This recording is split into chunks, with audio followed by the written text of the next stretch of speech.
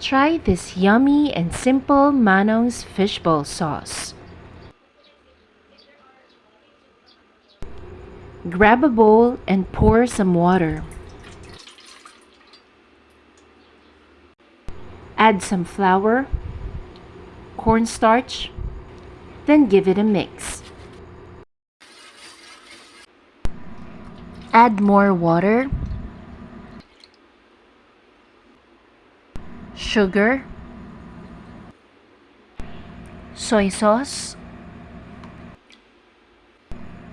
fish sauce, then mix it until the sugar is dissolved. Then add some garlic and mix it thoroughly before cooking. Grab your saucepan and pour in your mixture. Continuously stir it and bring it to boil in medium heat. Add in some chili peppers if you like it spicy. Then continuously stir it and let it simmer until it thickens.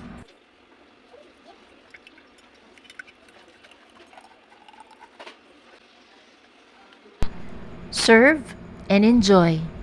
May Kenny, manganta na po!